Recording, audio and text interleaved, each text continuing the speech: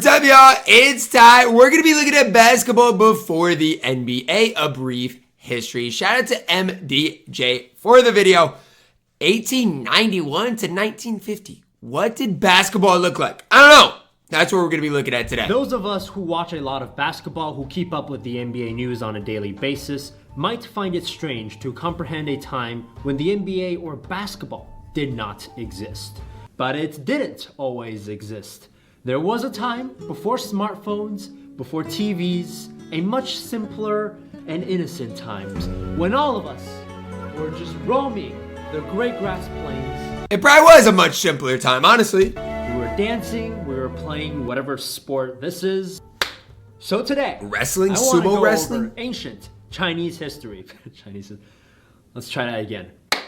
So today, I want to go over ancient basketball history, and by ancient I just mean, before the NBA, and talk about an era of basketball of which I'm sure a lot of you guys know very little about. But first, I am a college student living in 21st century America, which means I need money to buy tickets. And of course, today's sponsor, SeatGeek. Go sign up using SeatGeek. Use this code, man. What's this code? Yup, y'all see it. Go use it, man. MDJ, go use it. Yup. Began in 1946, but basketball was invented before that. Although thankfully, we don't have to go that much farther back to find out about the origins of basketball. Because unlike most other sports, there is no ambiguity as to when basketball was invented and as to who invented basketball. Mostly because the creation of basketball is fairly recent compared to other sports. It is crazy. It's not that long ago. Basketball wasn't even a thing, and now it's my favorite.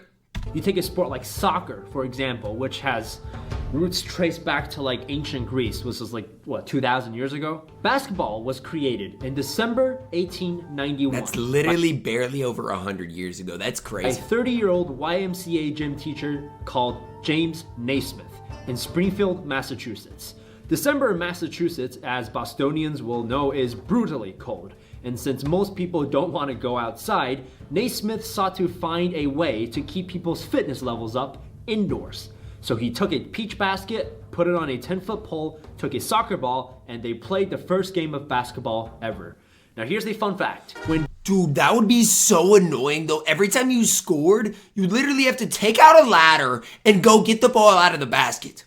That's not fun. James Naismith first invented this, one of his students told him that he should name the game after himself and call it Naismith Ball.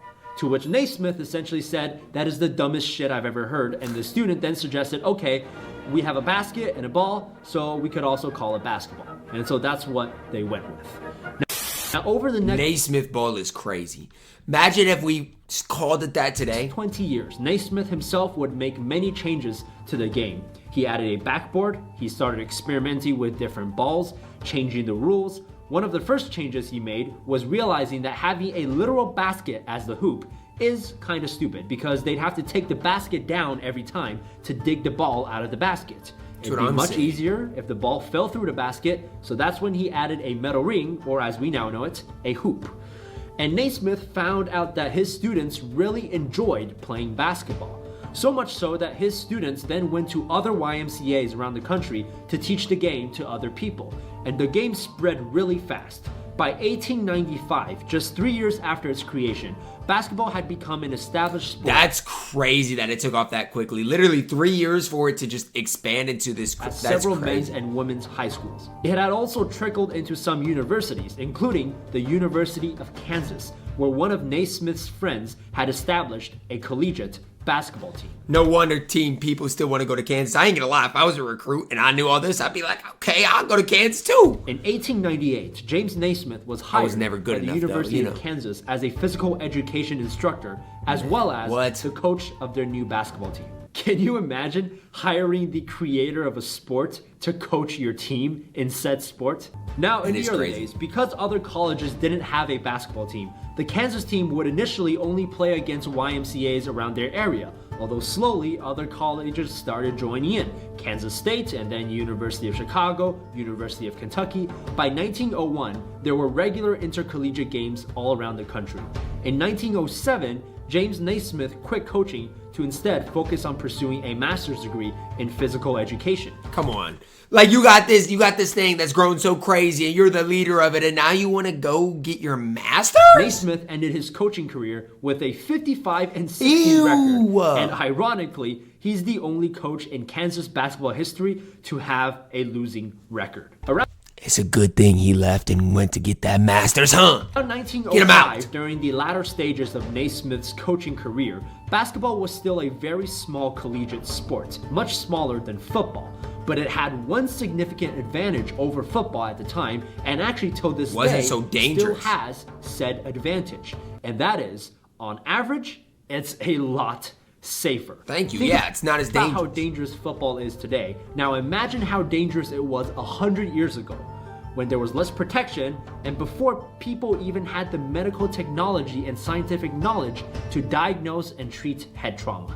In 1905, then US President Theodore Roosevelt, or Teddy Roosevelt, as he's better known, was concerned about all the injuries and occasional deaths that were happening in football, and therefore asked colleges and universities to discontinue the sport. The colleges pushed back against this request, so then Roosevelt said, okay, you can keep the sport, but you gotta come together as a committee and change the rules to make it safer. So they did, and this committee eventually became what is now known as the NCAA. Come on, man. So it's Teddy Roosevelt's fault we have the NCAA? The NCAA then started organizing other sports, including basketball, and it became more and more common at universities around the country. By 1939, there were enough universities in the country playing basketball for the NCAA to create a college basketball championship in 1939, and that was probably the best decision they've ever made, because in modern times, in 2017 to be specific, despite the hundreds of sports and thousands of divisions the NCAA oversees, 82% of the NCAA's revenue come from one division, and that is Division I men's basketball. What? Really? I thought football would be high too. That's insane. The Houston Rockets are the NCAA. James Harden is Division I basketball. In the 1920s, professional basketball leagues started popping up around the country. These were very small leagues, sometimes consisting of just 2 or 3 teams, all of which are in the same area. But they were leagues nonetheless. During the 20s, the other major development was that the Harlem Globetrotters were formed, which further helped spread basketball's popularity. I wonder if like the Harlem Globetrotters back then are what they are now, because now they're just like a super fun like show to basically go to. 1930s, professional basketball leagues started becoming bigger and more serious. Most notably, the National Basketball League, or NBL, was established in 1937, and they had managed to garner sponsorships from big companies and corporations such as General Electric. Now at this point, basketball had evolved quite a bit since Naismith invented it 40 years ago, but it also looked very different from what we're used to now. Just to give you an example, in the NBL, before each game began, the home team actually had the option to either play 4 10-minute quarters or 3 15-minute periods. I kind of like that. Low key, I kind of like that. Give the home team a little more of an advantage. Are you deeper or not as deep? I like it. Now that I think about it, wouldn't that actually be kind of cool to see in the Thank you! NBA? I'd be interested to see what teams choose between... Are you the better team or worse team? If you're the better team, you probably want a longer game. Said options. For its time, the NBL was quite successful and would be able to draw fairly large audiences, despite the fact that they played in a variety of venues. They sometimes even played in bowling alleys or in ballrooms if there was no nearby court. A bowling alley? In 1946, competition started to emerge because Walter Brown had established the Basketball Association of America, the BAA. Now, Walter Brown was the owner of the Boston Garden, which at the time was mostly a hockey arena for the Boston Bruins, but Brown realized that when the arena was not being used for hockey, it could be turned into a court and used for basketball. And through his connection with the Bruins, he realized that many other hockey arenas around the country were also being wasted by not being used consistently. So the BAA... Did y'all know in like 1948, Iowa had an NBA team? Did you know that? I didn't know that until recently. Yes, I'm from Iowa, okay. ...surge out of that, and it rose pretty quickly. Within a year or two, the quality of its players and games were not too far off from the NBL. And unlike the NBL, the BAA played in massive arena venues, including Boston Garden, but also Madison Square Garden. Crazy. Between 1946 and 1949, there was an intense battle between the NBL and BAA to see who could become the premier basketball league in America. In 1949, the NBL and BAA learned a valuable lesson in capitalism, which is, instead of spending money year after year trying to fight your competitors, when possible, you should always try to merge and just make all the money together. Look at him. And that's what they did. Representatives of the NBL Smart. and BAA met in Empire State Building on August 3rd, 1949, and merged their two leagues into a new league called, drumroll please, the National Basketball Association. Now, officially, this wasn't called a merger, but rather it was the BAA accepting some of the NBL teams into their own league as expansion teams. But because the NBL at the time was so large, in effect, this was more of a merger than an expansion. However, because the official record claims this to be not a merger but an expansion, the NBL doesn't recognize NBL history, but rather the NBA adopts the history of the BAA, which is why the NBA considers itself founded in 1946 when the BAA was founded instead of See, like, this is all so complex. Like, why has it got to be all this? 1949 when the NBA itself, the name, This guy's was too created. smart for me. Which, believe it or not, because I know it's been a long time since that happened, this has actually caused some controversy before, because there were players who used to play in the NBL who then either transferred to the BAA or to the NBA, but their stats in the NBL were not acknowledged by the NBA. That's And crazy. George Mikan is one of those guys, and we'll talk about him a You little got ho. bit later. The BAA was obviously important for bringing basketball to large arenas, but we should also acknowledge that the NBL was just as, if not more important to the creation of the NBA. Firstly, 5 current teams can trace their history unofficially back to the NBL. The Los Angeles Lakers began as the Minneapolis Lakers.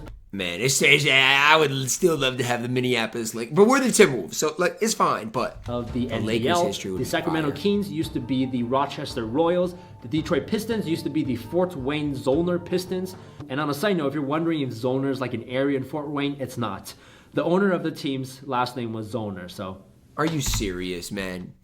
yeah. Leave your ego at the door. The guy had some narcissism going on. Like, leave it at the door. The 76ers used to be the Syracuse Nationals, and the Atlanta Hawks used to be the Tri-Cities Blackhawks. Davenport, Iowa? Yo, no way they had a team. Yo, what? NBL also established many rules in basketball that help make the game smoother, including the 3-second rule, which is still in play in basketball today. Bill Russell is frequently referred to as the NBA's first superstar, although some basketball historians give that label to George Mikan, Mr. who Mikan. arguably pioneered the big man position in basketball. Although, of course, it's debatable. Some say Bill Russell, some say George Mikan, I say Lance Stevenson. It's all a matter of opinion. Lance be making them dance. I don't know, man. Lastly, there is something we have to mention, because if you look at the first NBA teams, something's a little bit off.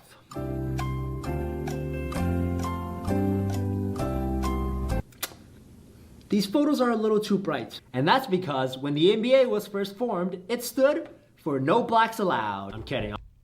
Like, that's just sad, though. Like, it's just sad. Like, and it's, to me, like, when I, like, think about it, it's crazy how recent that was. You know what I'm saying? Like, it's crazy that, like, it's not that long ago where this was like a thing. And I know it still exists today. Racism still exists. I'm not saying it's like all perfect, but like that it was literally an all white, like that's horrible. Obviously, the NBA didn't stand for No Blacks Allowed. It stood for No African Americans Allowed. I don't think I need to explain this. I think most of you guys understand the history here. But 8 years before Earl Lloyd became the first black player in the NBA, 5 years before Wataru Misaka became the first non-white player in the NBA, 5 years before Jackie Robinson broke the color barrier in baseball, the NBL already had black players on their team when the Toledo Jim White Chevrolets and the Chicago Studebakers Both signed multiple black players, including Bill Jones, in 1942. But like I think it was on one of the MLB.